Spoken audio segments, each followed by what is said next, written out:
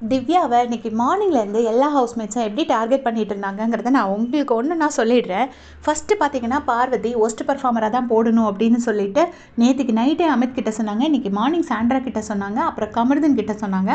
கண்டிப்பாக worst performer தான் போடணும், அந்த சாப்பாடு வைக்கும்போது ஹே போய் சாப்பாடு போடு அப்படின்னு சொல்லிட்டாங்கன்னு சொல்லிட்டு அந்த எங்கடா கிடைக்கும்னு வெயிட் பண்ணிட்டு இருந்தாங்க. ஒரு பாயிண்ட் கிடைச்ச உடனே அதை வச்சே அடிச்சிட்டு இருந்தாங்க. அவளை நல்லா ட்ரிகர் பண்ணி விட போகிறேன் அப்படின்னு சொல்லியிருந்தாங்க. அப்புறம் திவ்யாவுக்கும் கானவனந்தனாக்கும் ஒரு ஃப்ரெண்ட்ஷிப் இருந்தது. அதாவது பல சண்டைகளுக்கு அப்புறமா ஒரு ஃப்ரெண்ட்ஷிப் பிளாசம் ஆச்சு. அந்த இடத்துல வந்து திவ்யாவை வேணுக்குன்ட்டே ட்ரிகர் பண்ணி விட்டுட்டு அதை வந்து அவங்க ரெண்டு பேத்துக்கு இடையில ஒரு சண்டையை மூட்டி விட்டுட்டாங்க. திவ்யாவுக்கும் கேப்டனுக்கும் நடுவில் ஒரு சண்டையை மூட்டி விட்டுட்டு அதில் கொஞ்சம் குளிர் காஞ்சிட்டு இருந்தாங்க.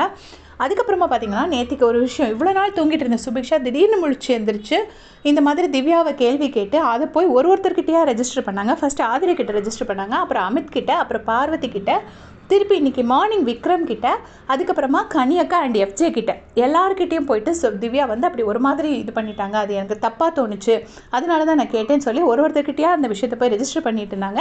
இன்றைக்கி ஒன் டே பீட் பாக்ஸிங்க்கு லீவ் விட்டுட்டு அதுக்கப்புறமா வந்து அதை கேட்ட உடனே கனியக்கா சொன்னாங்க, அப்படியா, அப்போ நான் அவளோட செயின் தான் போட்டிருக்கேன், ஸோ நான் அந்த செயினை எடுத்து இன்றைக்கி கொடுத்துட்டு நான் ஒஸ்ட் பர்ஃபார்மர் சொல்கிறேன் அப்படிங்கிற மாதிரி சொன்னாங்க.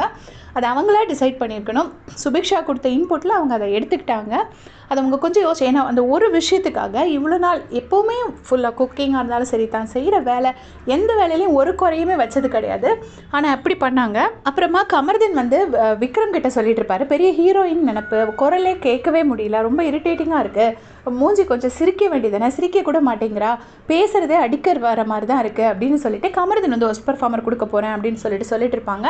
அப்போ வந்து விக்ரம் சொல்வார், உனக்கு அப்படி தோணுது, நீ ஒருவேளை நீயும் அப்படி அந்த டோனில் தானே அவகிட்ட பேசுகிற, அதனால உனக்கு அவள் பேசுகிறது அப்படி தோணுது அப்படின்னு சொல்லிட்டு விக்ரம் அந்த இடத்துல சப்போர்ட் பண்ணியிருப்பாங்க. எல்லாருமே கொஞ்சம் சொந்த புத்தி யூஸ் பண்ண ஆரம்பிச்சிட்டாலே நிறைய பிரச்சனை வராது. அடுத்தவங்க என்ன சொல்கிறாங்களோ அது அப்படியே கேட்குறாங்க. ஆனால் விக்ரம் அந்த இடத்துல அந்த மாதிரி சொல்லியிருப்பாரு. அதே மாதிரி கனியக்காவும் அந்த இடத்துல ஒரு அட்வைஸ் பண்ணியிருப்பாங்க, குரல் நல்லா இல்லை, டோன் சரியில்லைங்கிறதெல்லாம் ஒரு ரீசன் கிடையாது ஒஸ்ட் பர்ஃபார்மர் கொடுக்கறதுக்கு அப்படின்னு சொல்லியிருப்பாங்க. அதுக்கப்புறம் பார்த்தீங்கன்னா, பார்வதி ஆல்ரெடி முதல்ல டிசைட் பண்ணி வச்ச மாதிரி ஒஸ்ட் பர்ஃபார்மர் கொடுக்கணும் அப்படின்னு சொல்லிட்டு கொடுக்குறாங்க. கொடுத்த அடுத்த செகண்ட் வந்து திவ்யா வந்துட்டு பார்வதிக்கு ஒஸ்ட் பர்ஃபார்மர் கொடுக்குறாங்க. அக்கா அவங்க சொன்ன எல்லா பாயிண்ட்ஸும் சூப்பராக வைக்கிறாங்க. அந்த இடத்துல வினோதனா வந்து பார்வதிக்கு இப்போ திவ்யாவுக்கு சப்போர்ட்டுக்கு வராங்க. பாரு, நீ அமைதியாரு, நீ பேசும்போது அவங்க அமைதியாக இருந்தாங்க, அப்போ அவங்க பேசும்போது நீ அமைதியாரு அப்படின்னு சொல்கிறாங்க. இந்த இடத்துல தான் திவ்யாவோட மெயின் ப்ராப்ளம் வருது. இப்படி ஒரு கூட்டமாக இருக்கிற இடத்துல, எல்லாரும் நமக்கு எகெயின்ஸ்டாக இருக்கிற இடத்துல ஒரு இடத்துலேருந்து சப்போர்ட் கிடைக்குதுன்னா அது அப்படியே பிடிச்சி பார்வதியாக இருந்தால் கோழியம்க்கு அமுக்கிடுவாங்க. ஆனால் திவ்யா அந்த இடத்துல என்ன பண்ணிட்டாங்கன்னா, அடுத்த செகண்டே வினோதனாவை ஒஸ்ட் பர்ஃபார்மராக சூஸ் பண்ணுறாங்க.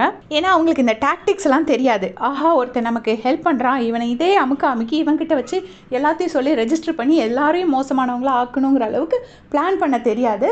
அவங்கள வந்து பார்வதி புள்ளி பண்ணும்போது தனக்கு சப்போர்ட் பண்ணலைங்கிறதுனால ஒரு கேப்டன் கிட்ட தானே நான் அட்ரஸ் பண்ண முடியும், அதை வந்து கேப்டன் என்னன்னு கேட்கலங்கிற பாயிண்ட்டை வச்சு இது பண்ணுறாங்க. உடனே ரிட்டர்னில் வந்து வினோதனாக்கும் சாண்ட்ராக்கும் இந்த வாரம் முழுக்க ப்ராப்ளம் வந்துச்சு, நிறைய பிரச்சனை பண்ணாங்க. அறிவில்லைன்னு சொன்னாங்க சாண்ட்ரா, அப்புறம் வந்து இவர் வீட்டில் பொம்பளைங்க இல்லையான்னு கேட்டாங்க, என்னெல்லாமோ சொன்னாங்க வினோதனாவை. அது எல்லாத்தையுமே விட்டுட்டு வேலை செய்யாத பாருவையும் திவ்யாவையும் உடனே அவர் நாமினேட் பண்ணிட்டாரு. அவர் அந்த இடத்துல கொஞ்சம் யோசிச்சு பார்த்துருந்துருக்கலாம், யார் நமக்கு உண்மையிலே அந்த வாரம் பூரா குடைச்சல் கொடுத்தது வந்து சாண்ட்ரா.